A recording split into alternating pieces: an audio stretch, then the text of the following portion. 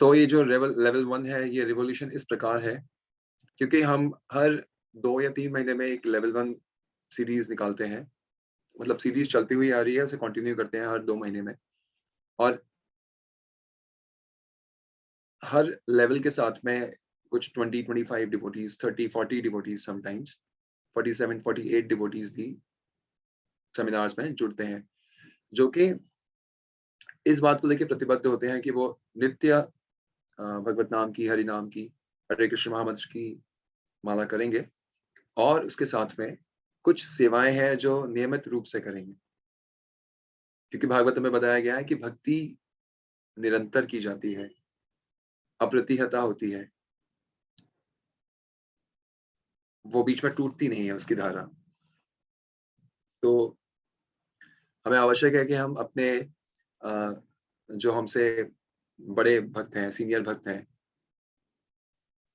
जिनको अधिक एक्सपीरियंस है, जो अधिक उत्साह और निश्चय के साथ में कृष्ण भावनामृत के आंदोलन को चैतन्य महाप्रभु की सेवा के रूप में फैलाने में लगे हैं, उनके अनुगत्य में आके, श्रील रूप गोस्वामी के अनुगत्य में आके इस बात को फैलाएँ, इस बात को दूर-दूर पहुँचाने का प्रयास करें।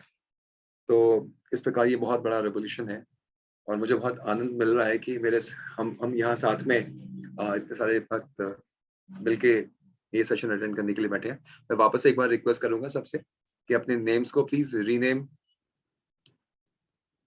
ओके, अगर मेरी वॉइस ब्रेक हो रही है, तो उसके 2 कारण हो सकते हैं। या तो हमारे एंड पे कोई सिग्नल का प्रॉब्लम है, तो या फिर आपके नेटवर्क में कुछ इश्यू है। तो अगर सबको वॉइस ब्रेक हो रही है एक ही समय पे, तो ये डेफिनेट है कि मेरे नेटवर्क में कुछ प्रॉब्लम है, which I don't think is there.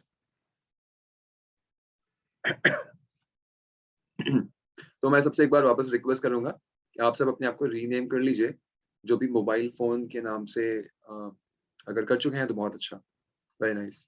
हमें ये आसानी होती है आपकी अटेंडेंस मार्क करने में।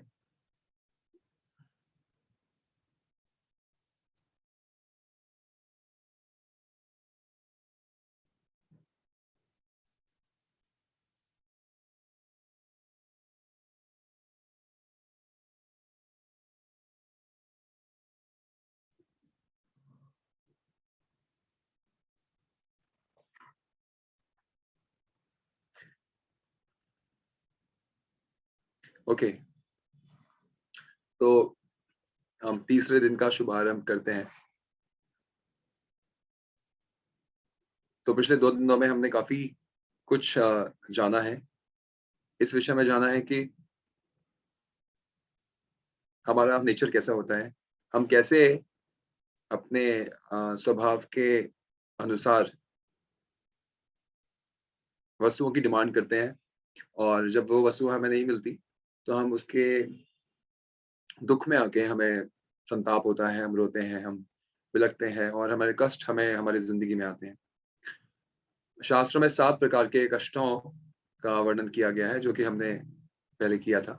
जन्म, मृत्यु, जरा व्याधि और आधिदैविक, आध्यात्मिक, आधि भौतिक। इसके अलावा सुखों की गणना भी की गई थी, सुख कितने प्रकार के होते हैं। तो सुख अ, मूलतः 2 प्रकार के होते हैं, जो भौतिक और आध्यात्मिक होते हैं। भौतिक सुख, भौतिक प्रकृति के संपर्क में आने से मिलते हैं। जब इंद्रियाँ, हमारी भौतिक इंद्रियाँ भौतिक पदार्थों के संपर्क में आती हैं, तो उनको सुख की अनुभूति होती है और उस सुख को 3 प्रकार के भागों में विभक्त किया गया है, जो कि सात्विक, राजसिक और तामसिक है। उसका डिस्क्रिप्शन भी दिया गया था पहले। और आध्यात्मिक सुख आगे 2 भागों में बाँटा जाता है, जो कि ब्रह्म आनंद और प्रेम आनंद के नाम से जिसकी चर्चा या वर्णन किया जाता है। आध्यात्मिकता के सही पालन करने वाले व्यक्ति लोग ब्रह्म आनंद को आध्यात्मिक सुख नहीं मानते। वो कहते हैं कि ब्रह्म आनंद एक प्रकार की आध्यात्मिक मृत्यु है, जिसमें हम भगवान भगवान के ब्रह्म रूप में या निराकार निराकार रूप में अपने आप को समाहित कर देते हैं और अपना अस्तित्व खत्म कर देते हैं। तो अस्तित्व खत्म करने के बाद जो सेवा करने का अवसर है, वो हमसे छूट जाता है, छीन लिया जाता है। हमारी चॉइस या हमारे ऑफ कोर्स चॉइस के बेसिस पे।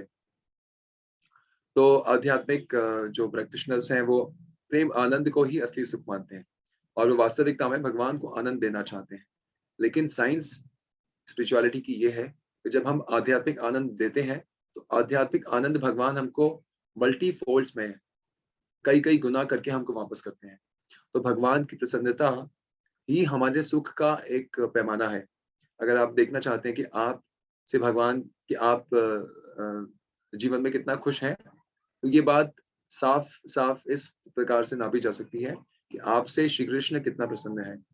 दूसरे शब्दों में कहें तो श्री कृष्ण की प्रसन्नता पर ही हमारी हमारी अ, प्रसन्नता या हमारा सुख निर्भर करता है। सही सुख, असली सुख की बात हो रही है यहाँ पर। तो अब जो दूसरे दिन में हमने चर्चा की थी कि आत्मा का की क्या स्थिति है, आत्मा भगवान की सेवा कैसे कर सकती है, भगवान की स्थिति क्या है, भगवान किसको कहते हैं, क्या भगवान देवी-देवता एक हैं या भेद है, देवताओं की स्थिति क्या है, वो भगवान से किस प्रकार संबंधित है, कर्मों की गति क्या है, कर्मों का सिद्धांत क्या है, हमें कौन से कर्म करने चाहिए, तो इसका उत्तर था, हमें अकर्म करने चाहिए जो कि भक्तिमय कर्म है, जो भगवान को प्रसन्न करने की भावना से कर्म किए जाते हैं। तो अब हम दूसरे दिन के बाद आगे चलकर तीसरे दिन पे हम चलते हैं और आज का जो सेशन है पूरी तरीके से प्रैक्टिकल है। प्रैक्टिकल वो इस प्रकार है, प्रैक्टिकल पहले 2 दिन वाले सेशन भी थे, लेकिन ये इस प्रकार का प्रैक्टिकल सेशन है कि ये आपको डेली अपनी इंद्रियों से करना है, आपको परफॉर्म करना है, अपनी स्थूल इंद्रियों के साथ में। आपके हाथ, पाँव, आपका देह, आपकी वाणी, आपकी आँखें, आपके नाक, आपके कान, आपकी जीभ, ये सब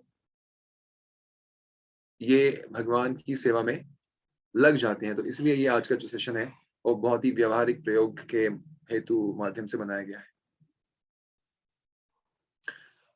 तो जो लोग नए हैं सेशन में या सेमिनार में जो नए हैं, वो उनके लिए ये बात पहली बार काफ़ी पार्टिसिपेंट्स ने सुना होगा कि हम कॉन्स्टेंटली चैतन्य महाप्रभु या तो गौड़ीय वैष्णव या तो श्रील प्रभुपाद या तो रूप गोस्वामी या आध्यात्मिकता की बात कर रहे हैं। तो ये आध्यात्मिकता का सोर्स कहाँ पे है? किस प्रकार से हमें ये आध्यात्मिक ज्ञान मिलता है? और हम किस प्रकार से अपने आप को आध्यात्मिक मान सकते हैं? तो इसके लिए हमें अपने इतिहास को समझना होगा।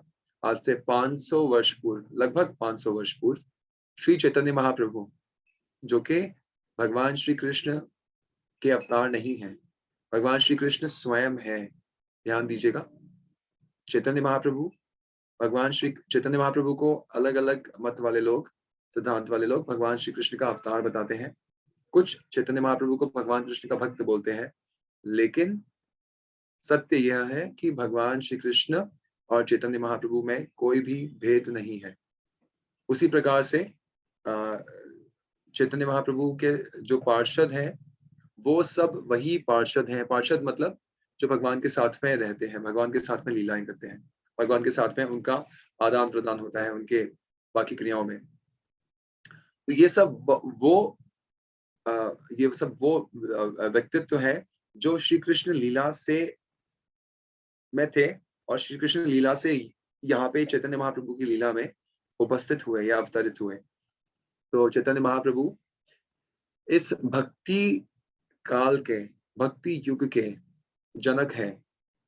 तो भगवान कलयुग में स्वयं ही आते हैं और वो छुप कर आते हैं। इस प्रकार भागवतम में कहा गया है कि भगवान को त्रियोगी कहा जाता है।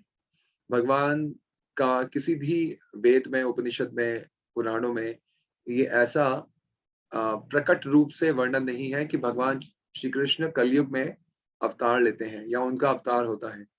चैतन्य महाप्रभु का अवतार भगवान की अपनी इच्छा की पूर्ति के लिए होता है, जो कि भगवान अपने भक्तों के साथ अपने प्रेम को दर्शाना चाहते हैं। तो ये भगवान का बड़ा पर्सनल एजेंडा है, किसी की रिक्वेस्ट नहीं है, भगवान का पर्सनल एजेंडा है कलयुग में आने के लिए। आप सोचिए जब एक बच्चा घर के बाहर खेलने जाता है और बहुत बुलाने के बाद भी नहीं आता। जब उनके पिताजी बहुत सारे नौकरों को, गार्ड्स को, सिक्योरिटी को भेजते हैं उनको बुलाने के लिए और वो बच्चा वापस आने को तैयार नहीं होता। तो इवेंचुअली अंततः गत्वा पिताजी को स्वयं ही जाना पड़ता है। लेकिन अंतर ये है कि वो पिता जो भौतिक संसार में है, वो खिन्न मन से वहां जाएंगे बुलाने के लिए। लेकिन भगवान श्री कृष्ण खिन्न मन से नहीं आते यहाँ पे हम सबको यह याद दिलाने कि हम उनके अंश हैं, हम उनकी सेवा करना या उनके संबंध में अपने जीवन को बिताना हमारा कर्तव्य है। वो ये खिन्न मन से नहीं आते, वो बहुत ही प्रसन्न और करुणा युक्त मन से भगवान श्री कृष्ण यहाँ प्रकट होते हैं और उसी करुणा को भगवान श्री कृष्ण हमारे सामने भक्ति के रूप में प्रकाशित करते हैं। तो ये जो हरे कृष्ण आंदोलन है, ये वास्तविकता में लिविंग बीइंग्स को, आत्मा को, जीव को, यानी हम सबको भगवान श्री कृष्ण से सबसे अधिक निकटता से जोड़ने का आंदोलन है। और वो आंदोलन है भगवान के नाम के ऊपर आधारित, भगवत नाम के ऊपर आधारित। इसीलिए इसको संकीर्तन आंदोलन भी कहा जाता है। तो ये बड़ी ही शॉर्ट डिस्क्रिप्शन दिया, ज्यादा डिटेल में ना जाते हुए। तो आज हम बात करेंगे कि इस रिवॉल्यूशन में, इस आंदोलन में किस प्रकार का ध्यान रखा जाता है। भक्ति हालांकि बहुत ही किसी और प्राथमिक चीज की रिक्वायरमेंट, या तो ऐसा कहें कि और कुछ पहले से होना चाहिए, इसकी आवश्यकता या इसका अ, अ, अपेक्षा नहीं रखती। ऐसी एक्सपेक्टेशन या ऐसी ऐसी अपेक्षा, उम्मीद नहीं की जाती कि भक्ति हासिल करने से पहले या भक्ति में लगने से पहले कुछ और चीजों की आवश्यकता भी है। नहीं, भक्ति पूर्ण रूप से सबके लिए स्वतंत्र रूप से उपलब्ध है। लेकिन कुछ भाग्यवान जीव ही होते हैं जो भक्ति में, कृष्ण भक्ति को अपनाते हैं। तो here comes a choice that we would have to make. तो अगर हम वो चॉइस, मतलब चुनना, अगर हम ठीक चीज को चुनेंगे तो हम कृष्ण भक्ति को अपने जीवन में अपना सकते हैं। और इसके लिए आपको किसी विशेष घर में, किसी विशेष परिवार में, समाज में, समुदाय में, धर्म में जन्म लेने की या प्रकट होने की कोई आवश्यकता नहीं है। कोई ऐसी अपेक्षा नहीं की जाती। लेकिन भक्ति भक्ति मिलने के बाद भी, भक्ति मिलना अर्थात भगवान श्री कृष्ण के प्रति आसक्ति होना, भगवान श्री कृष्ण के प्रति एक रुझान होना, तो ये भक्ति की प्राथमिक अवस्था है। 1965 के बाद जब शिला प्रभुपाद अमेरिका में थे, तो शिला प्रभुपाद को अक्सर काफी क्रिटिसिज्म भी झेलना पड़ता था इनिशियली, जब तक उनका आंदोलन फैला नहीं था। यही हरे कृष्ण आंदोलन जो चैतन्य महाप्रभु के ने शुरू किया, और चैतन्य महाप्रभु के बाद आते आते आते आते अनेक अनेक आचार्यों ने इसमें अपना योगदान दिया, जिसमें से प्रमुख आचार्य हमारे जो है वो श्रीला विश्वनाथ चक्रवर्ती ठाकुर, बलदेव विद्याभूषण, भक्ति विनोद ठाकुर, गौर कृष्णदास बाबा जी महाराज, भक्ति सिद्धांत सरस्वती ठाकुर महाराज, शिला प्रभुपाद।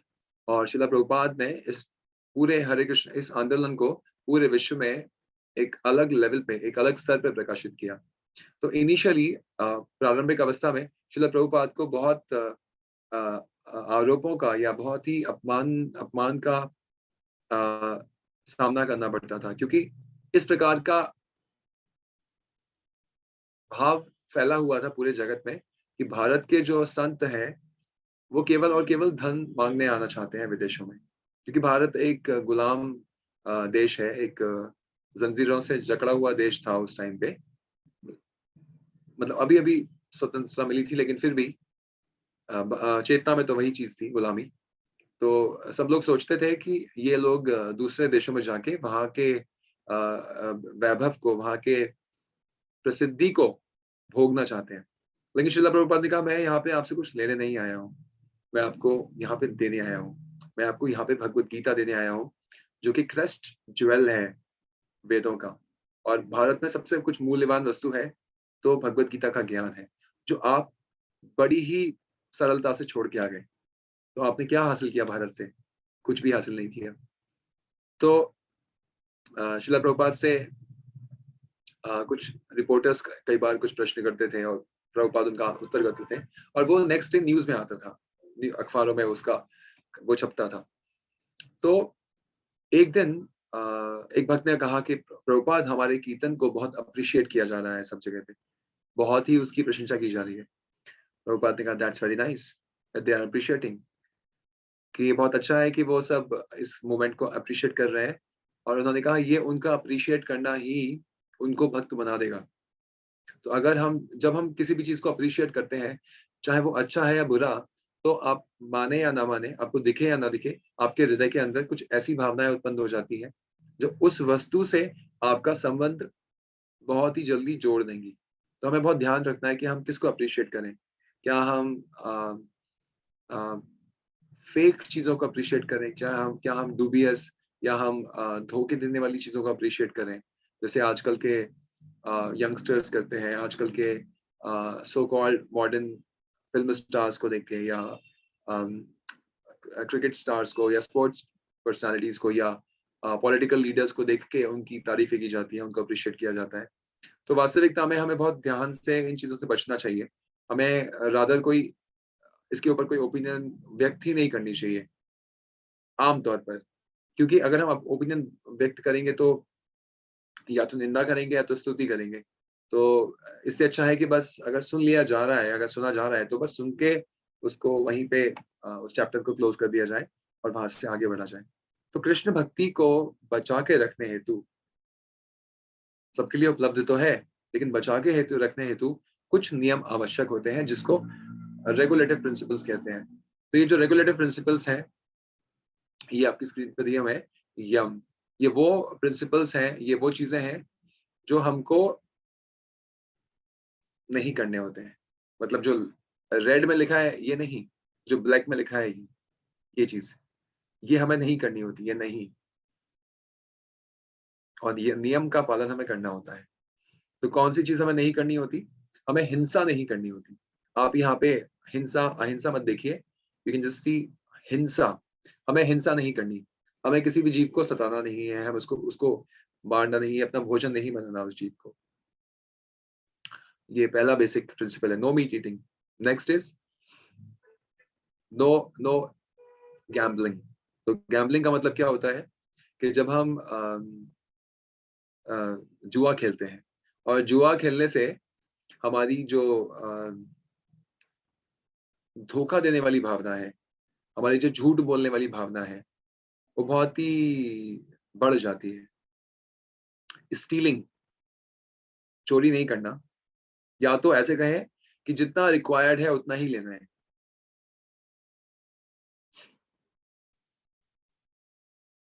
जैसे आपके सामने कुछ वस्तु रखी है, और जब कोई नहीं होता तो हमारी प्रवृत्ति होती है कि हम थोड़ा-सा ज़्यादा उसको से ज़्यादा ले लें। तो वो चीज़ हमें नहीं करनी। अ, नो इलिसिट रिलेशन, कोई अवैध संबंध नहीं। ब्रह्मचर्य का पालन।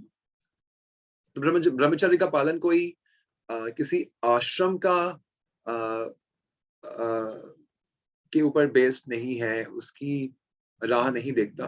ब्रह्मचर्य एक बहुत ही कॉमन चीज़ है, लेकिन आजकल इस प्रकार दिखाया जाता है कि ब्रह्मचर्य एक आश्रम से ही संबंधित है। वास्तविक वास्तविकता में गृहस्थ आश्रम में बच्चे को पैदा करने के बाद पति-पत्नी सुखपूर्वक इस बात का निर्णय ले सकते हैं कि उनको ब्रह्मचर्य का जीवन पालन करना है। उनको अभी और यौन संबंध नहीं करना। या उसी प्रकार से अ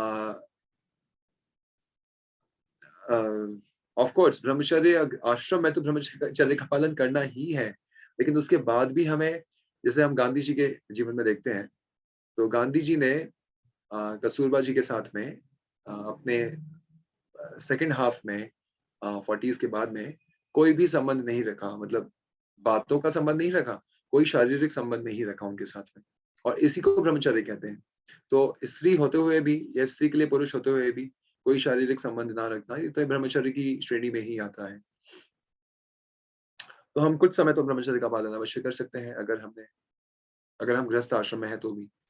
अपरिग्रह, ज़रूरत से ज़्यादा चीज़ों को स्वीकार ना करना। अगर आपको कोई वस्तु मिल रही है, कोई आपको वस्तु दे रहा है, तो भी आपको उससे अधिक से अधिक मैं इकट्ठा करूँ, मुझे मिल जाए, तो ऐसा नहीं करना। अक्सर ऐसा होता है जब हम देखते हैं, जब कहीं भी कथा होती है या कहीं भंडारा होता है, तो लोग कई सारी चीज़ें मतलब अ, एक बार आते हैं, लेके जाते हैं, फिर दोबारा आते हैं, दूसरा दूसरी चीज़ लेके जाते हैं। Is someone asking a question? I can see a hand raised. अगर कोई प्रश्न भी है तो आप उसको चैट में लिख सकते हैं और आप बाद में उस क्वेश्चन को पूछ सकते हैं, या चैट में नहीं लिखना चाहते तो। तो वो वहाँ पे भंडारे में एक व्यक्ति आया, एक बार प्रसाद लेके गया, दोबारा आया, दोबारा लेके गया, तीसरी बार आया, तीसरी बार लेके गया, चौथी बार आया, तो वो आदमी को पहचान लिया गया कि ये 4 बार प्रसाद लेने आ चुका है यहाँ पे। तो उसने कहा, "भई तुम कितनी बार प्रसाद लेके जाओगे?" बोलते, "वो पहली बार मैं अपनी दादी के लिए लेके गया था, उसके बाद माँ के लिए लेके गया, उसके बाद अपनी पत्नी के लिए लेके गया, उसके बाद मेरा एक बच्चा है उसके लिए लेके गया, अब मैं अपने लिए लेने आया हूँ।" तो इस प्रकार से लोगों का ये प्रसाद प्रेम बहुत ही निराला होता है कि वो इतने-इतने अ, वस्तुओं को इकट्ठा करके रखना चाहते हैं। नियम, कौन से नियम? शौच का अर्थात अ, साफ-सफाई, कौन-सी साफ-सफाई? मन की साफ-सफाई। तो मन की साफ-सफाई के लिए हम भगवान का नाम ही हमारा एकमात्र सहारा है। हरे कृष्णा। तो जप आदि से हम अपने मन को साफ रख सकते हैं, स्वच्छ रख सकते हैं। तो अगर कोई कहता है कि मेरा मन बहुत भटकता है, तो उसके लिए सबसे अच्छी औषधि है भगवत नाम जप। और जप का अर्थ होता है, प्रभुपाद कहते हैं, जप अर्थात उस शब्द को, उस ध्वनि को अपने कानों से सुनना, केवल बोलना नहीं, उस ध्वनि को अपने कानों से सुनना। संतोष, संतोष का पालन करना, अनुसूय रहना, मतलब दूसरों से कोई द्वेष भावना ना रखना। तप अर्थात तप क्या है? समता ही सबसे बड़ा तप है। इक्वानिमिटी, सब लोगों में बराबर का भाव रखना। बराबर का भाव का मतलब ये नहीं होता कि जो मेरा मित्र है और जो जिसको मैं नहीं जानता, मैं दोनों से एक एक प्रकार से मैं उनसे व्यवहार करूँगा।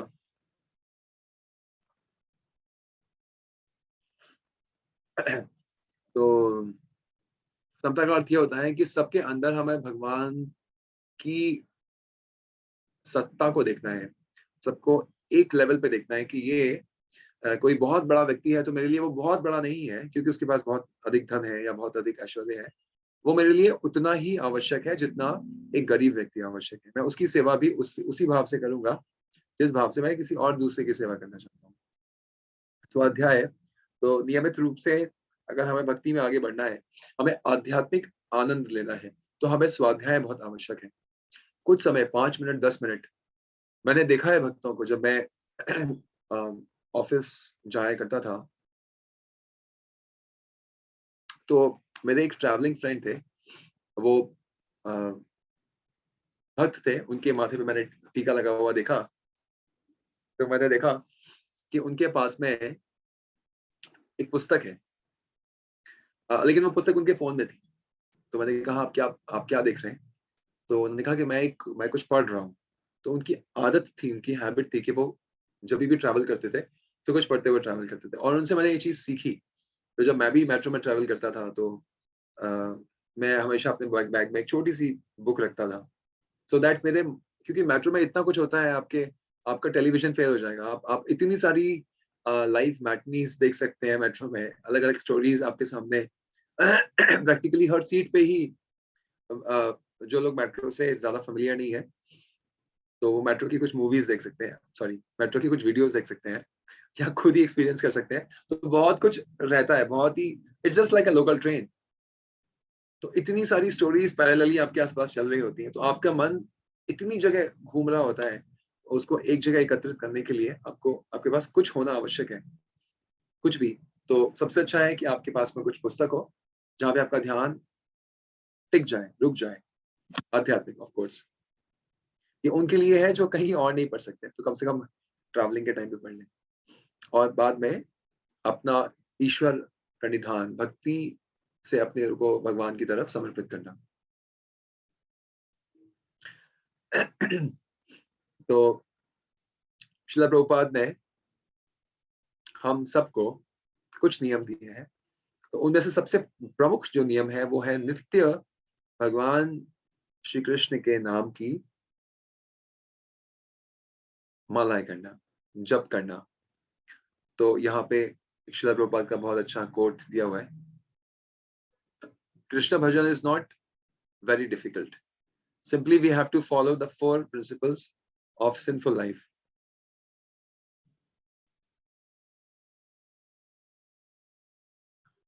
तो कौन से हैं वो? एक्चुअली जो हमें प्रिंसिपल्स, इसको आप it is quite deceiving language, जिस प्रकार से श्रील प्रभुपाद ने इसको यहाँ पे कहा गया है, 4 regulative principles of religion. No illicit sex, अवैध संबंध नहीं करना। नो गैम्बलिंग, कोई जुआ आदि, सट्टा या तो रेसेस, हॉर्स रेसेस या इस प्रकार के और भी जो क्लब्स में ऐसे गेम्स होते हैं गैम्बलिंग बेस्ड, वो नहीं खेलने। नो इंटॉक्सिकेशन, नशा नहीं करना, किसी भी प्रकार का नशा, चाहे वो चरस गांजा का नशा हो, चाहे वो बियर का, वाइन का नशा हो, चाहे वो चाय या कॉफी का नशा भी हो।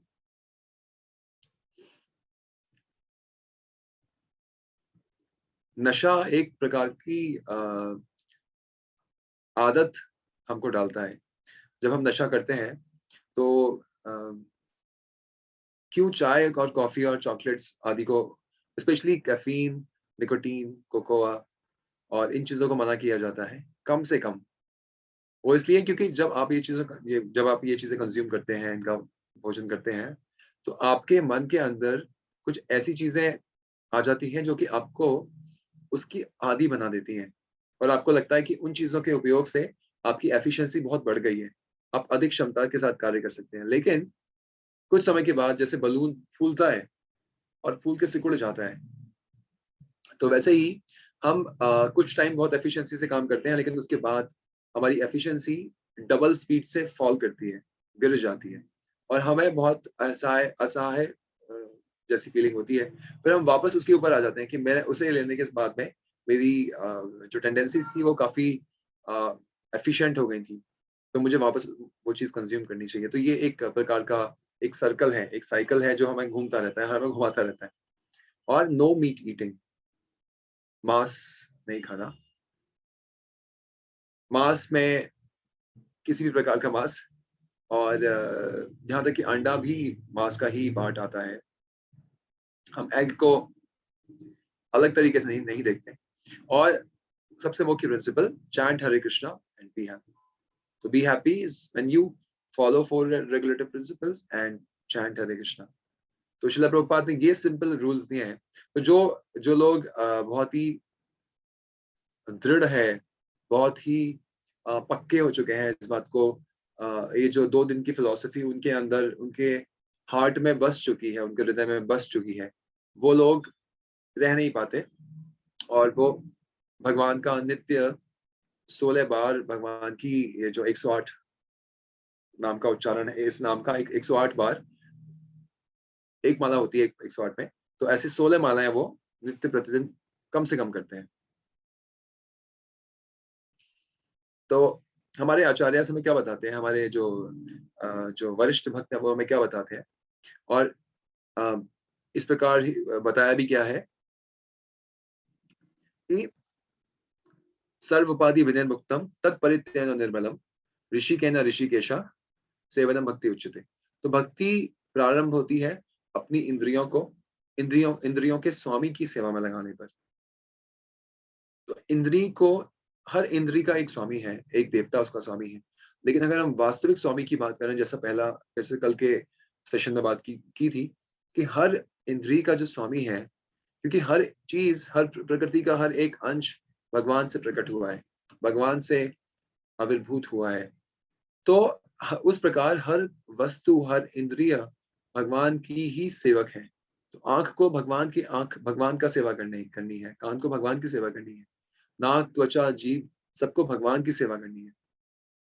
तो कैसे सेवा कर सकते हैं भगवान की? कैसे भगवान को प्रसन्नता दे सकते हैं?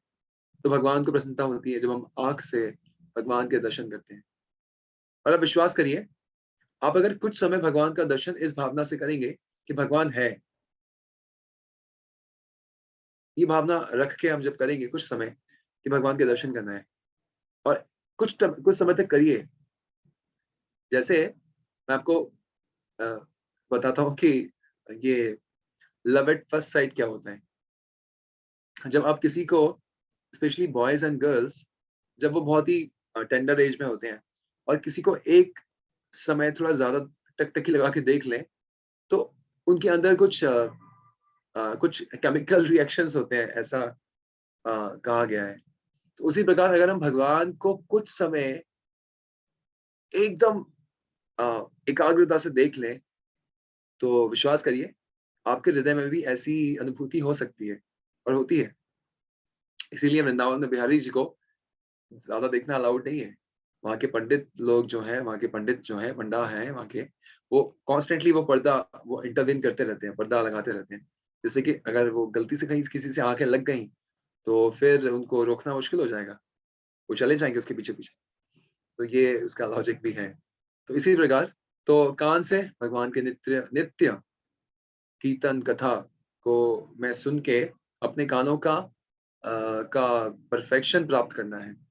नाक को भगवान से, जो भगवान के स्पर्श से, भगवान के इत्र से, भगवान को जो इत्र अर्पित किया गया है, भगवान इत्र मतलब भगवान को जो सेंट लगाते हैं, भगवान को जो पुष्प अर्पण करते हैं, भगवान को जो माला बनाई जाती है, बाद में प्रसादी माला को स्वीकार करना, उसको बहुत प्यार से रिसीव करना, उसको सूँघना, और तो इस प्रकार से हम अपनी नाक को भगवान की सेवा में लगा सकते हैं। इनफैक्ट भक्तों को भी जब हम गले मिलते हैं, तो भक्तों को गले मिलके भक्तों का भी जो खुशबू है, उस खुशबू को लेना भी वो भगवान की सेवा ही है। त्वचा से विग्रह की, भक्त की, वस्तुओं की सेवा करना। तो इस प्रकार से हम अ, अपनी अ, स्किन को, अपनी बॉडी को भगवान की सेवा में लगा सकते हैं। और रसना से, जीभ से भगवान का नाम रटना, भगवान का प्रसादम और केवल प्रसाद लेना, भगवान को अर्पित जो भी वस्तु है उसको स्वीकार करना, और उसमें अपना टेस्ट एंड प्रेफ़रेंसेस नहीं देखना कि मुझे वो करेला पसंद नहीं है, मुझे गोभी पसंद नहीं है, मुझे लौकी तोरई पसंद नहीं है, या मुझे वो पसंद है, मुझे वो क्यों नहीं भोग लगाया। तो ये सारी चीज़ें भेदभाव के बिना हमें भगवान को भोग लगाए हुए चीज़ों को बहुत ही सुंदर भाव से स्वीकार करना चाहिए। और विश्वास करिए, ये जो टेस्ट एंड प्रेफ़रेंसेस है ना, वो बदल जाती हैं, वो चेंज हो जाती हैं। कोई बड़ी चीज़ नहीं है इसको चेंज होने में। मन से कम भगवान को कुछ टाइम भगवान के विषय में सोचना। अगर आप कुछ नहीं सोच सकते, कुछ और नहीं सोच सकते, तो कम से कम भगवान की लीलाएँ जो आपने सुनी है महाभारत में, कृष्ण कथा जो आपने सुनी है, भगवान के गौचारण की लीला सुनी है, भगवान के पूतना का वध सुना है। आप अपने मन में ही उसको टेलीविज़न ऑन कर सकते हैं और मन में ही उस लीला को starting from the first episode to the last episode run कर सकते हैं। कितना आसान है। आप अपने मन में वृंदावन क्रिएट करिए, अपने मन में ब्रज क्षेत्र में भगवान का घर प्रकट करिए, भगवान को लिटाइए पालने के ऊपर और पूतना को बुलाइए और ये लीलाएँ करवाइए। तो आपको पहले पढ़ना पड़ेगा। तो श्रील प्रभुपाद ने एक बहुत सुंदर पुस्तक का संकलन किया है। उसे श्री कृष्णा उस पुस्तक का नाम है। काले रंग का उसका कवर है। बहुत ही सुंदर बुक है। और वो जब पढ़ते हैं हम, तो वो ऐसा लगता है कि हमारे सामने वो कथा चल रही है। तो ऐसे करके भगवान को मन में हम अ, अपने मन में ला सकते हैं। बुद्धि से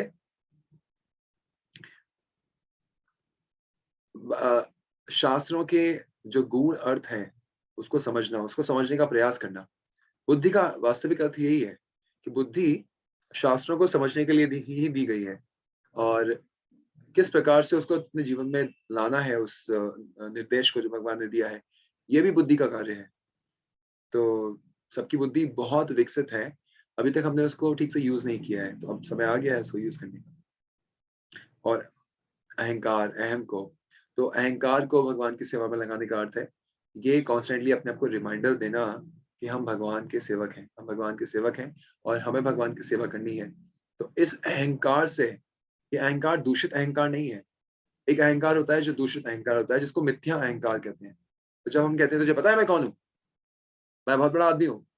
तो ये वाला जो अहंकार होता है, ये दूषित अहंकार होता है। शुद्ध अहंकार क्या है? हम अपने आप को भगवान श्री कृष्ण का सेवक मानते हैं। तो ये अहंकार एक शुद्ध अहंकार है और इस अहंकार से हम भगवान की सेवा कर सकते हैं। ओके, सो इसके बाद वाला जो चीज़ जो है वो दिनचर्या की है। तो किस प्रकार एक भक्ति, तो इस प्रकार भक्त की दिनचर्या किस प्रकार रहती है, वो यहाँ पे बताया गया है। तो चाहे वो एक माला जपने वाला भक्त हो, चाहे वो माला शुरू करने का निर्णय लेने वाला भक्त हो, उसके लिए प्रातः काल जल्दी उठना एक अति आवश्यक नियम है। कैसा नियम है? अति आवश्यक। मैंने ये बहुत पहले एक कथा में ऐसे चलते हुए कहीं रोड से जा रहा था। इनफैक्ट मेरे घर के सामने ही, मैं जहाँ रहता हूँ वहाँ पे सामने ही एक बहुत बड़ा एक कॉलेज है और उस कॉलेज के स्कूल है, उसके प्रांगण में वहाँ पे कार्तिक में कृष्ण लीला का मंचन होता है और सुबह चैतन्य महाप्रभु की लीला का मंचन होता है। तो वहाँ पे मॉर्निंग में चैतन्य लीला का मंचन होने के बाद में, स्टेज परफॉर्मेंस होने के बाद में वो भक्त वृंदावन से आते हैं। तो वहाँ पे कहा गया कि आध्यात्मिकता का जो बेसिस, जिस नींव पे आपकी आध्यात्मिकता खड़ी है, वो है सुबह जल्दी उठना। अगर वो चीज़ मिसिंग है, तो हमें आध्यात्मिकता का आस्वादन नहीं मिलेगा। तो हमारी दिनचर्या इस प्रकार शुरू होती है। वो लोग सुबह उठते हैं, मंगला आरती करते हैं, भगवान को उठाते हैं। मंगला आरती करना मतलब भगवान को सुबह-सुबह उठाना, उनके दर्शन करना, उनको तैयार करना, दिन के आने वाले उनके जो कार्यक्रम है उनके लिए। फिर नशिंग आरती करना और जप करना। इस प्रकार ये 3 प्रोग्राम हमारे मॉर्निंग के प्रोग्राम हैं। इसको मॉर्निंग साधना कहते हैं। और शाम को समय अनुसार अपने जहाँ भी आप रहते हैं, आप हॉस्टल में रहते हैं, आप पीजी में रहते हैं, आप घर में रहते हैं, आप विदेशों में रहते हैं, आप जहाँ भी रहते हैं, आप वहाँ पे शाम को जितने बजे भी आप ऑफ़िस से वापस आते हैं, आप सब लोग पूरा परिवार बैठ के मिल के, नहीं तो आप अगर अकेले हैं तो अकेले भगवान की आरती कर सकते हैं। तो कौन-सी आरती? गौर आरती। तो ये अ, "किब जयो जय गौरा चाँदे, आरती को शोभा, जाह्नवी तट माने जग मन लोभा।" तो ये इस प्रकार की आरती है और उसके बाद कुछ समय भगवद गीता का आप पाठ कर सकते हैं। तो आप देखेंगे ज इस्कॉन वृंदावन में, इस्कॉन के किसी भी मंदिर में वाक़ई में ये बहुत ही, और गौड़िया मठों में भी इस प्रकार का प्रोग्राम नियमित प्रोग्राम है, होता ही है। शाम को कृष्ण कथा होती ही है, शाम को आरती होती ही है और वहाँ पे तो एक आरती नहीं होती, वहाँ पे तो 5-5 आरतियाँ होती हैं। तो इस प्रकार आरती का पूरा शेड्यूल है, दिन का पूरा शेड्यूल है। तो जप कैसे करना है? आप सब जानते ही हैं कि हमको एक ही मंत्र है जो हमें जीवन भर जपना है, वो है जय श्री कृष्ण चैतन्य प्रभु नित्यानंद श्री अद्वैत गदाधर शिवासादि गौर भक्तवृंद। हरे कृष्ण कृष्ण कृष्ण हरे हरे, हरे राम राम राम हरे हरे। तो हमको ये जो हरे कृष्ण महामंत्र है, उससे पहले ये मंत्र कहाँ से आया? तो ये जो मंत्र है, जय श्री कृष्ण चैतन्य प्रभु नित्यानंद श्री अद्वैत गदाधर शिवास आदि गौर भक्तवृंद। तो ये अ, चैतन्य महाप्रभु और उनके पार्षदों का मंत्र है, जिसके माध्यम से हम उनकी जय जयकार करते हैं, उनको धन्यवाद देते हैं, उनको बधाई देते हैं कि हम जैसे अम, कम बुद्धि वाले जीवों को चुनने के लिए भगवान की सेवा में। तो ये भग उनका गिफ्ट है हमको, चैतन्य महाप्रभु का ये, भगवान का मंत्र देना, भगवान का नाम देना, हरि नाम महामंत्र देना। तो ये जो मंत्र है, जो लाल अक्षरों में लिखा गया है, लाल रंग से लिखा गया है, ये मंत्र हम चैतन्य महाप्रभु, नित्यानंद प्रभु अर्थात बलराम जी, स्वयं बलराम। तो बलराम जी, अद्वैताचार्य अर्थात महाविष्णु, गदाधर पंडित मतलब श्रीमती राधा रानी, और वासुदेव श्रीवास मतलब नारद मुनि। तो भगवान के इस प्रकार पार्षद हैं जो चैतन्य लीला में इस रूप में आए हैं। ये सारे पुरुष मतलब पुरुष वेश में हैं, कोई यहाँ स्त्री वेश में नहीं है। तो और बाकी जो भगवान के भक्त हैं उन सबको बहुत-बहुत धन्यवाद देना, उनकी जय-जयकार करना। इस प्रकार हम जप करते हैं। तो 108 मंत्र की माला होती है। मेरी माला, give me 1 second. Let me see if I can show you. तो जैसे हमारे पास माला होती है, 108 मंत्र की माला होती है, और ये एक माला होती है। तो इस माला में हम मैंने हालाँकि एक्सेल शीट देखी है और मैं जानता हूँ कि यहाँ पे मैक्सिमम लोग नाम जप करते हैं। लेकिन फिर भी कुछ एक भक्त हैं, कुछ एक पार्टिसिपेंट्स हैं जो नाम जप अभी बहुत जल्दी शुरू करेंगे, या फिर कर चुके होंगे अब तक। तो वो पहले मन के पहले मोती पर ये मंत्र मंत्र जपेंगे। जय श्री कृष्ण चैतन्य प्रभु नित्यानंद श्री अद्वैत गदाधर श्री वासुदेव गौर भक्त। उसके बाद उसी मनके पे दोबारा से ये पूरा महामंत्र जपेंगे। तो महामंत्र मतलब एक लाइन नहीं, या पीछे वाली लाइन नहीं, दोनों दोनों लाइन एक बार में। हरे कृष्ण कृष्ण कृष्ण हरे हरे, हरे राम राम राम हरे हरे, हरे कृष्ण कृष्ण कृष्ण हरे हरे, हरे राम राम राम हरे हरे, हरे कृष्ण कृष्ण कृष्ण हरे हरे, हरे राम राम राम हरे हरे, हरे कृष्ण कृष्ण कृष्ण हरे हरे, हरे राम राम राम हरे हरे। इस प्रकार ये मंत्र हम नित्य जपते हैं, और इस प्रकार हमारी एक माला हो जाती है जब हम 108 मनके पे पूरी जब हम अंत वाले, ये अंत में जो मनका है इस पे हम पहुंच जाते हैं। तो आपके आसपास में जो भी भक्त हैं जिसने आपको इंस्पायर किया ये सेमिनार से कनेक्ट करने के लिए, वो आपको और अच्छे से इस विषय में बता सकते हैं माला किस प्रकार से की जाती है। ओके, उसके आगे वाला जो रूल है हमारा, वो क्या है? भगवान के नामों का कीर्तन करना। तो भगवान के नामों का कीर्तन किस प्रकार आरंभ होता है? तो सबसे पहले जैसे हम गाते हैं श्रील प्रभुपाद जी का प्रणाम मंत्र, नमः ओम विष्णुपादाय, नमः ओम विष्णुपादाय, कृष्ण प्रस्थाय भूतले, श्रीमते भक्ति वेदांत स्वामी इति नामिने नमस्ते। तो ये उनके 2 मंत्र हैं। दोनों मंत्रों को एक साथ हमें जपना होता है, एक के बाद एक। नमस्ते सरस्वती देवे गौरवाणी प्रचारिणे, निर्विशेषा शून्यवादी जगदीशतारिणे। उसके बाद पंच तत्व मंत्र जो अभी पहले बताया गया। जय श्री कृष्ण चैतन्य प्रभु नित्यानंदा, श्री अद्वैत गदाधर श्रीवासादि गौर भक्तवृंदा। उसके बाद महामंत्र, हरे कृष्णा कृष्णा कृष्णा हरे हरे, हरे राम राम राम हरे हरे, हरे कृष्णा कृष्णा कृष्णा हरे हरे, हरे राम राम राम हरे हरे। तो कीर्तन का सिस्टम क्या होता है? पहले एक व्यक्ति गाता है जिसको हम कीर्तन लीडर बोलते हैं, और जो दूसरा व्यक्ति है वो कीर्तन को, बाकी भक्त उस टाइम पे अपने इंस्ट्रूमेंट प्ले करते हैं, इतना ही नहीं, वो सुनते हैं उस समय पे कि कौन सा ट्यून गाया जा रहा है, कौन सी धुन गाई जा रही है, और उसी धुन में पीछे पीछे दोहराने का प्रयास करते हैं उत्साह के साथ में। कंठ मधुर हो इसके लिए अभ्यास करें, बिल्कुल अभ्यास करें। गाते गाते गाते गाते कंठ मधुर हो जाएगा। और हमारे पास में काफी टीचर्स हैं जो आपको ये चीज सिखा सकते हैं।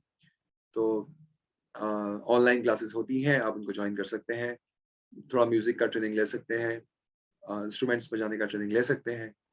और कीर्तन समाप्ति के समय पे हमें ध्यान रखना है, कीर्तन समाप्ति के समय पे हमें जय प्रभु पदा, जय प्रभु पदा, प्रभु पदा, जय प्रभु पदा, जय जय गुरुदेव गुरुदेव, गुरुदेव जय जय गुरुदेव। इस प्रकार हम कोई भी कीर्तन को विराम देते हैं, अंत करते हैं, समाप्त करते हैं। करताल, मृदंग, हारमोनियम आदि हमें अवश्य सीखना चाहिए। अभी नहीं तो आगे आके हमें अवश्य सीखना ही चाहिए, जिससे कि हम कीर्तन का रस आस्वादन कर सकें। कीर्तन कहाँ कर सकते हैं? कभी भी कर सकते हैं, कहीं भी कर सकते हैं और कभी भी कर सकते हैं। कोई देश काल का नियम नहीं है, कोई देश काल सिचुएशन का नियम नहीं है। किसी की जन्म में भी, किसी की मृत्यु में भी, मतलब उसके शरीर की मृत्यु में, कोई हॉस्पिटल में है, कोई किसी की जॉब लगी है, किसी का रिटायरमेंट है, किसी की पार्टी है, आप कीर्तन कहीं और कभी भी कर सकते हैं। लेकिन ध्यान रखना है कि वो कीर्तन ऐसा हो कि जो उस स्थिति के अनुसार हो, अनुरूप हो। ऐसा नहीं है कि आप किसी के डेथ सेरेमनी में गए और वहाँ पे गिटार और ड्रम लेके आपने कीर्तन करना शुरू किया, और आप किसी के बर्थडे में गए और आपने वहाँ पे इतना उदास धुन में कीर्तन किया, जैसे उनको बड़ी तकलीफ हो कि ये इतना उदास धुन, इतना उदास लय, ताल में कीर्तन क्यों हो रहा है? तो ये बात का भी हमें ध्यान रखना है, और हमें अननेसेसरीली ओवर लाउड होके किसी को तकलीफ हो, बच्चे पढ़ रहे हैं, पास में एग्ज़ाम्स हैं या कुछ है, तो हमें ध्यान रखना है कि हमें कहाँ पे माइक का इस्तेमाल करना है, कहाँ पे नहीं करना। इन चीज़ों का बेसिक चीज़ें हैं ये। ओके, तो भगवान का भोग कैसे लगाया जाता है? भगवान का भोग लगाने के लिए ये मंत्र है, इसको आपको तुरंत अपने कॉपी पेन लेके इसको लिख लेना चाहिए। वही मंत्र जो अभी हमने गाया, श्रील प्रभुपाद जी का प्रणाम मंत्र, नमो ओम विष्णुपादाय कृष्ण प्रस्थाय भूतले श्रीमते भक्ति वेदांत स्वामी निति नामिने, नमस्ते सारस्वती देवे गौरवाणी प्रचारणे निर्विशेष शून्यवादी पश्चात देश तारणे। इसको हम 3 बार उच्चारण करते हैं। श्रील प्रभुपाद के मंत्र को 3 बार उच्चारण करना है। उसके बाद चैतन्य महाप्रभु का मंत्र है, नमो महावदान्याय कृष्ण प्रेम प्रदायते कृष्णाय कृष्ण चैतन्य नामदे गौर तिष्वे नमः। उसके बाद भगवान श्री कृष्ण, आप देख सकते हैं यहाँ पे पिक्चर में, सबसे पहले सबसे नीचे गुरु परंपरा, गुरुजन रखे हैं, गुरु वर्ग रखे हैं, जो स्थापित स्थापित है। उसके ऊपर ये चैतन्य महाप्रभु, ये ऐसे हाथ करके जो ऊपर ये 5 ये फोटो है ये, और इधर पे नरसिम्हदेव है, और उसके ऊपर राधा कृष्ण के सुंदर विग्रह हैं। तो पहले प्रभुपाद जी का प्रणाम मंत्र चैतन्य महाप्रभु का, उसके बाद नमो ब्राह्मण देवाय गौ ब्राह्मणिताय च जगद्धिताय कृष्णाय गोविंदाय नमो नमः। हम गोविंद को प्रणाम करते हैं, उनको उनको उनको उनकी पूजा करते हैं इस प्रकार से। उनको मंत्र, ये मंत्र 3 बार उच्चारण किए जाते हैं। तीनों मंत्र 3-3 बार, और बाद में हरे कृष्ण महामंत्र, हरे कृष्ण कृष्ण कृष्ण हरे हरे, हरे राम राम। इस प्रकार हम ये भगवान को भोग लगाते हैं और भगवान को ये थाली अर्पित करते हैं। तो वास्तविकता में हम उनको डायरेक्टली अर्पित अर्पित नहीं करते। हम ये गुरु परंपरा को अर्पित करते हैं कि हे गुरुजन, आप इसको स्वीकार करें और आप इसको भगवान की सेवा में लगाएँ, भगवान को भगवान तक पहुँचाएँ।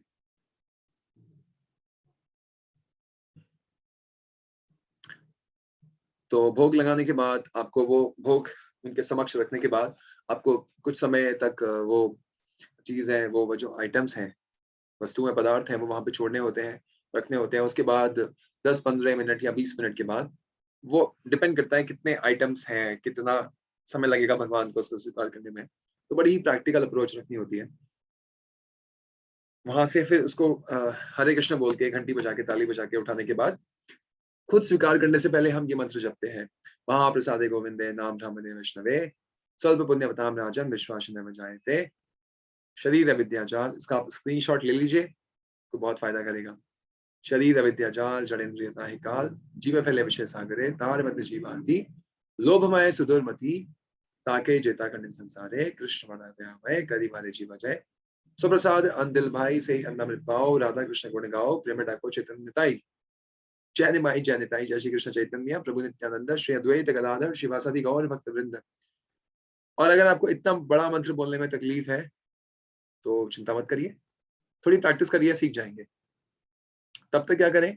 तब तक आप श्री विष्णु श्री विष्णु श्री विष्णु और हरे कृष्ण मंत्र जप के, हरे कृष्ण कृष्ण कृष्ण हरे हरे, हरे राम हरे राम राम हरे हरे, उस प्रसाद को स्वीकार कर सकते हैं। लेकिन ये मंत्र हमें, ये वाला मंत्र हमें अवश्य याद करना है, महाप्रसादे गोविंदे। और इसका अर्थ और इसका जो मंत्र है, वो आपको आपके ग्रुप में अवश्य शेयर कर दिया जाएगा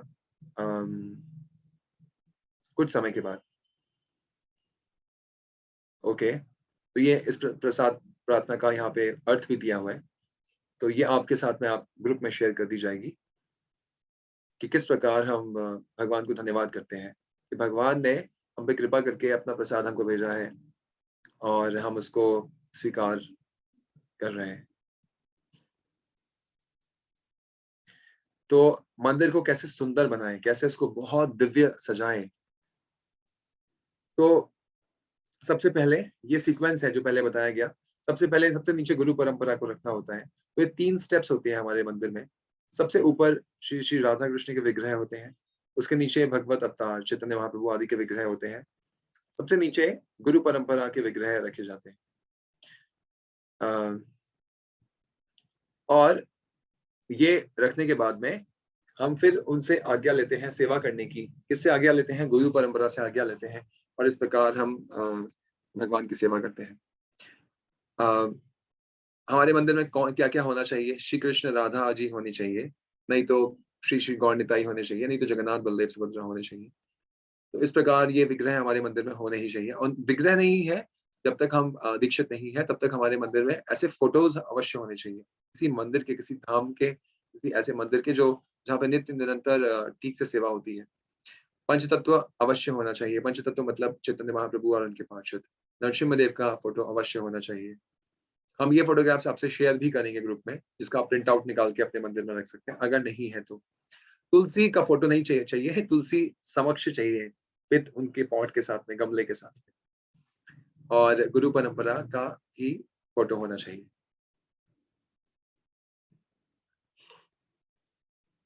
विग्रह सेवा के लिए कुछ चीज़ें बहुत आवश्यक हैं। तो सबसे पहली चीज़ कि हमें कपड़े हमारे एकदम साफ होने चाहिए, फ्रेश कपड़े ही पहने जाएँ। अ,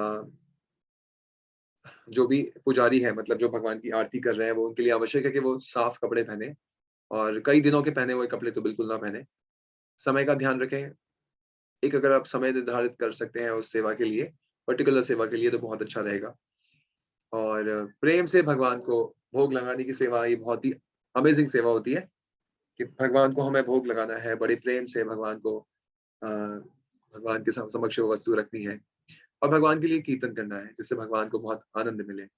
इस प्रकार से हम भगवान के विग्रह की सेवा कर सकते हैं। तो ये भगवान की सुंदर थाली है आरती की, तो इस थाली में इतने आइटम्स होते हैं, इतनी वस्तुएँ होती हैं। तो कौन-सा अगरबत्ती होती है, दीपक होता है, आचमन के लिए जभी भी आप आरती करने जाएँ तो हमेशा एक आचमन का कप, आचमन की छोटी-सी कटोरी, उसमें पानी और एक वो उसके पानी के लिए एक कि जल रखने के लिए एक ऐसे या क्विकली तो ये आचमन कप हमेशा रखें और भगवान को कुछ पुष्प अगर आप अरेंज कर सकते हैं तो बहुत अच्छा, पुष्प हमेशा भगवान को ऑफ़र करने चाहिए।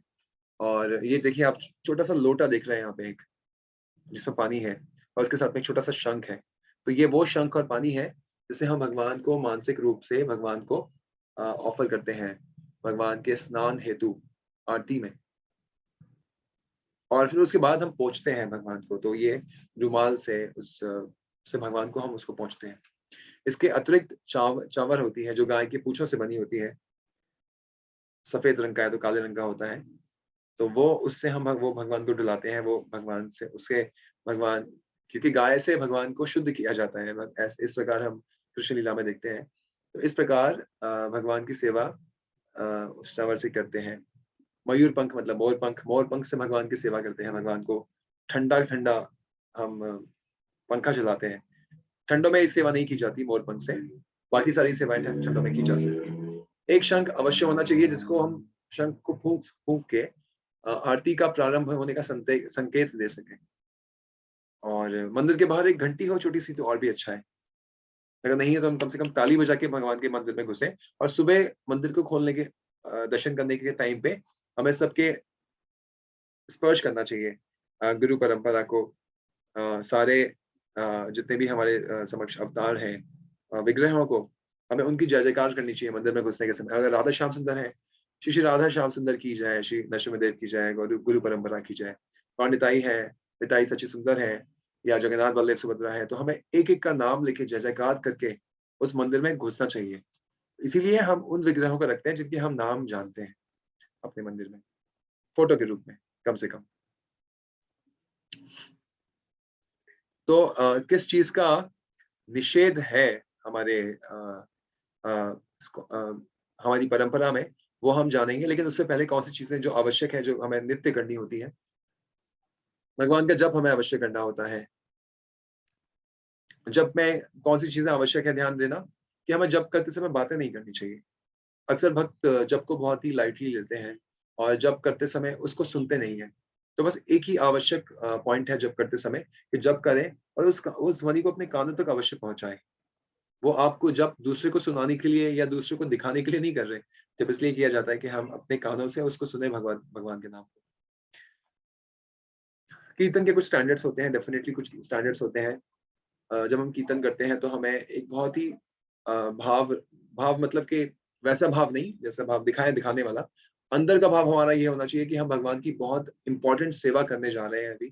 तो हमें अपने व्यवहार को बहुत ही संतुलित रख के, कोई भी लूज़ टॉक ना करके, यहाँ-वहाँ के विचार को एकदम हटाते हुए, बहुत ही दृढ़ता के साथ में ध्यानपूर्वक भगवान के कीर्तन में हमें प्रवेश करना चाहिए। भोग ऑफरिंग कैसे किया जाता है, वो अभी हमने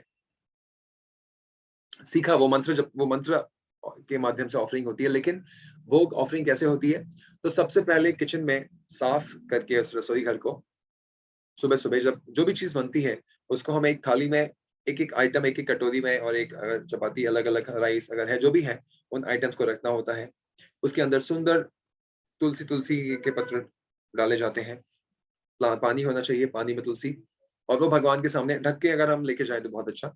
ढक के हमें भगवान के समक्ष लेके जाना चाहिए और वहाँ पे रख के वो मंत्र पढ़ने चाहिए जो हमने पढ़े 3 बार। शिला प्रभुपाद का, पंचतत्व का और कृष्ण का, उसके बाद हरे कृष्ण मंत्र। और कैसे प्रसाद को स्वीकार किया जाए, तो उसकी जो प्रार्थना थी, महाप्रसादे गोविंदे नाम ब्रह्मणे वैष्णवे, आपके साथ शेयर भी की जाएगी अवश्य।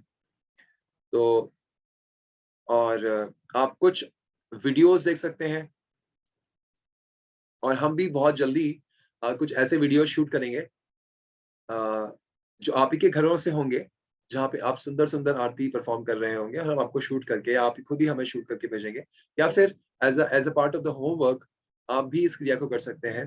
वी वुड रियली हम हमें बहुत अच्छा लगेगा हम सबको कि अगर आप सब ही कुछ-कुछ ऐसे जो कम से कम 16 माला करते हैं, जो 32-25 जितनी माला भी करते हैं, वो ही अपने ऐसे कुछ वीडियो शूट करें, जहाँ पे वो अपनी-अपनी इस क्रिया को करते हुए दिखाएँ। भोग जपते हुए, भोग लगाते हुए, मंत्र जपते हुए, आरती करते हुए, इस प्रकार की क्रियाएँ की जा सकती हैं। और उसको बाद में हमें ग्रुप में शेयर किया जा सकता है, या फिर जो ग्रुप की जो एडमिन है डॉक्टर गरिमा, उनको भेजा जा सकता है और वो उसको फिर अप्रूव करके ग्रुप में शेयर कर सकती हैं एज़ अ स्टैंडर्ड वीडियो, जो हम जिससे हम सब सीख सकते हैं। साफ-सफाई का ध्यान रखना आवश्यक है, मंदिर की साफ-सफाई, अपने वस्त्रों की साफ-सफाई, मन आदि की साफ-सफाई मंत्र के द्वारा, भगवत भगवत नाम मंत्र के द्वारा। क्लासेस क्या है क्लासेस? क्लासेस वास्तविक में एक एसोसिएशन है। हमने जाना था कि एसोसिएशन क्या होती है। हमने देखा था कि एसोसिएशन, ए फॉर एसोसिएशन बताया गया था, ABCDEFGH में। तो हमें भक्तों का संग निरंतर करना है। तो ये क्लासेस भक्तों के संग करने के लिए ही हैं। जैसे अभी हम सब यहाँ शिला प्रभुपाद और इन भगवत संबंधी विषयों का संग कर रहे हैं। पुस्तकें पढ़ना भी उसी का अंग है। सेवा स्वीकार करना, सेवा करना, और कभी-कभी महीने में, नहीं तो जैसे भी आपको समय मिलता है, आप कभी-कभी इस्कॉन मंदिर मंदिर जाइए, वहाँ पे आरती अटेंड करिए, अपने मित्रों को लेके जाइए, सुबह नहीं लेके जा सकते तो शाम को जाइए और देखिए कितना उत्साहपूर्वक, उल्लासपूर्वक भक्त उछलते हैं, कूदते हैं, भगवान का नाम जपते हैं, तो कितना आनंद में मग्न रहते हैं। इस प्रकार हम समझ सकते हैं कि आध्यात्मिक आनंद कैसे मिलता है। और जितने भी लेवल 1 में क्वालीफाई करेंगे, जिनके भी तीनों दिन के एग्ज़ाम्स में अच्छे मार्क्स आए हैं, कम से कम 50% से ऊपर, जिनका किसी एक दिन में नंबर कम आए हैं, उनको एक बार दोबारा मौका मिलेगा वीडियो देखने के, हम उनके साथ वीडियो शेयर करेंगे और आप उस टेस्ट को दोबारा से अटेम्प्ट कर सकते हैं। और कौन से टेस्ट को, वो हम आपको बताएँगे, लेकिन वो टेस्ट आप दोबारा से अटेम्प्ट कर सकते हैं कुछ दिनों के बाद। तो इस प्रकार लेवल 1 आप जो भी है, जब आप सर्टिफ़ाई हो जाएँगे, तो आपको 1 महीने में 1 बार सबके साथ में मिलना है। और ऑनलाइन तो मिलना ही है अगर हम ऑफलाइन नहीं मिल सकते तो, और कुछ सेवाएं स्वीकार करनी है। इस प्रकार से हम इस पूरे सिस्टम का, रिवॉल्यूशन का पार्ट बन सकते हैं। तो आप सबको बहुत आनंद होगा और हमको भी बहुत बहुत आनंद होगा आप सबको सेवा में लगाते हुए और खुद आपकी सेवा में लगते हुए। हरे कृष्णा। तो अभी यहाँ पे हम इस सेशन को विराम देते हैं। अगर आपका कोई भी प्रश्न है, आप क्विकली वो पूछ सकते हैं। अवश्य सुबेंद्र प्रभु जी, इसको हम अवश्य हिंदी में भेजेंगे, ये जो गोविंद महाप्रसाद गोविंद वाली प्रार्थना थी। तो अगर किसी का कोई प्रश्न है तो क्विकली वो पूछ सकते हैं चैट में, और फिर आपके समक्ष एक लिंक यहाँ उपस्थित होगा और फिर उसको आप उम्मीद से, अच्छे नंबरों की उम्मीद से इसको अटेम्प्ट करेंगे। जी, एनी प्रश्न, एनी क्वेश्चन?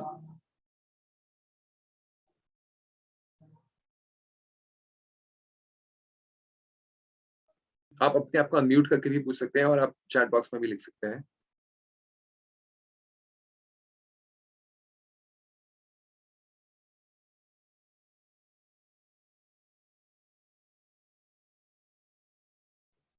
तो यहाँ पे हमारे समक्ष वो लिंक को भेजा गया है, ये अटेंडेंस का लिंक है। आप सब अवश्य इस लिंक को डाल दें, इसको भर दें, और इस लिंक को भरने के बाद में आपके समक्ष एक टेस्ट का लिंक शेयर किया जाएगा। तो उससे पहले किसी का कोई प्रश्न है तो वो अवश्य पूछें। हरि बोल।